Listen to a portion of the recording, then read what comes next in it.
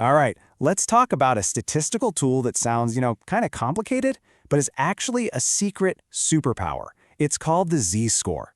And really, you should think of it as a universal translator for numbers. It's the thing that finally lets you compare apples to oranges. So let's just dive right in. So let me ask you something. Your friend gets a 90 on a test. Is that good? I mean, your first reaction is probably, yeah, of course, 90's great. But what if I told you the class average was a 98? Suddenly that 90 doesn't look so hot, does it? And this gets right to the heart of the problem we're talking about today. A number, all by itself, is pretty much meaningless if you don't have any context. This lays it out perfectly, doesn't it? On test A, a score of 90 is fine. It's good, but it's not exactly mind-blowing when the average is 85. But now, look over at test B. A score of 50, that might sound awful on its own, but when the entire class averaged a dismal 30, that 50 is an absolutely incredible achievement. You just can't compare the raw scores of 90 and 50 directly. It doesn't work. Okay, think about it like this. If you have $100 US and your friend has 1,500 Egyptian pounds, who has more money? You can't just look at the numbers and know, right? You have to convert them to a common standard, like the US dollar, to see what's what.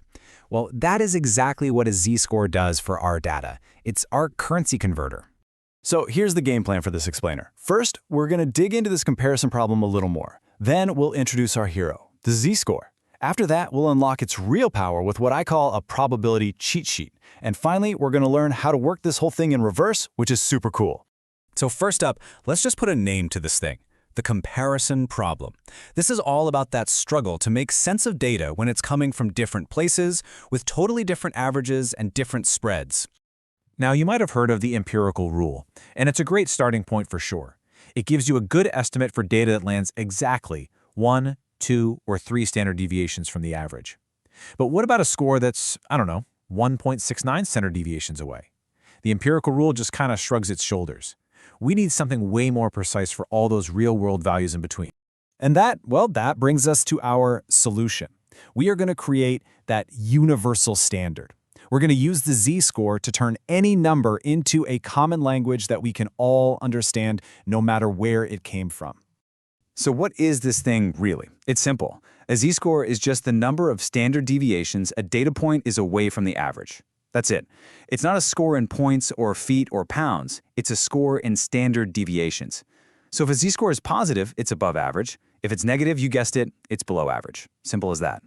And actually calculating it, it's literally as easy as following a recipe. Step 1, you start with your score. Step 2, you subtract the class average to see how far off it is. And step 3, you just divide that difference by the size of a standard deviation. That final number, that's your z-score. All right, let's make this real. Imagine a super hard test where your smart friend managed to pull off a 90. The class average was a pretty low 65.5, and the standard deviation, which is just a fancy way of saying how spread out the scores were, was 14.5. Look at that. We've got all the ingredients we need for our recipe. So we take the score, 90, subtract the mean, 65.5, and then divide that whole thing by the standard deviation, 14.5, and boom. We get a z-score of 1.69. So here's the big takeaway. That score of 90 isn't just a 90 anymore. It's 1.69 standard units of performance above the average for that test. Now that means something. Okay, this is where it gets really, really cool. I mean, having a z-score is great and all, but it's true power that gets unlocked when we use it to find exact probabilities. And we do this with a little tool that I like to call the probability cheat sheet. And that cheat sheet, it's called a z-table. Now don't let it intimidate you, seriously. Just think of it like a universal decoder ring. You look up your z-score on the outside edges, and it tells you the secret code on the inside, which is the exact percentage of all the data that falls below your score. It's basically a pre-calculated answer key for every possible z-score. All right, let's put this to the test. Our friend got that z-score of 1.69. How impressive is that, really? Like, what percentage of the class actually did better than them? This is the kind of question the z-score was literally born to answer. So here's how we do it. We go to our z-table, our decoder ring, and we look up 1.69. The table tells us that 0.9545, or about 95.5% of the class, scored below our friend. But remember, we want to know who scored above. And since the entire class is 100%, or 1, We just subtract that below part from the total. And there you have it. Only 4.55% of the class scored higher than our friend. Now we know exactly how special that score of 90 really was. It wasn't just good, it put them in the top 5% of the entire class. See? That's the power of context. But what if you want to find the probability of scoring between two different scores? Say between our smart friend's 90 and another friend's less than stellar 50. Well, the strategy is actually pretty straightforward. You just figure out the probability of everything on the outer edges, the tails, and then subtract both of those little pieces from the total. So when we run those numbers, we find that a huge chunk of the class, over 81%, scored somewhere between a 50 and a 90. And that makes total sense, right? Most people are going to fall somewhere in that big middle part of the curve. But wait, the z-score has one more amazing trick up its sleeve. What if we start with a percentage and we want to find the actual score that goes with it? Let's check out what happens when we flip this whole process on its head. Okay, here's a real-world puzzle for you. Let's say a professor announces that only the top 7% of the class is going to be eligible for a scholarship. What actual test score do you have to get to be in that elite group? We're looking for a cutoff point. So how do we do it? We just do everything we did before, but backwards. Instead of looking for the z-score on the edges of the table, we hunt for our probability, that top 7%, or 0.07, in the big middle section of the table.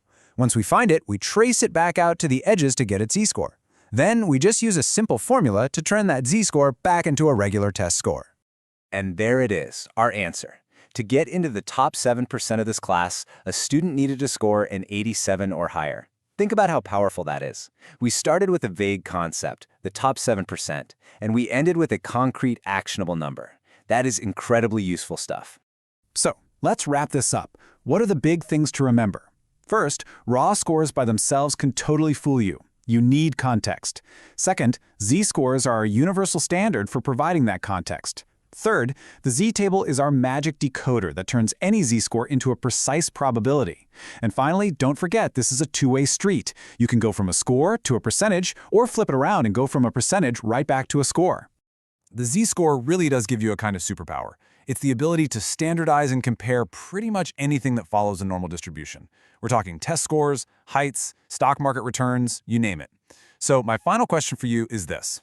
Now that you have this universal translator, what are you going to compare first?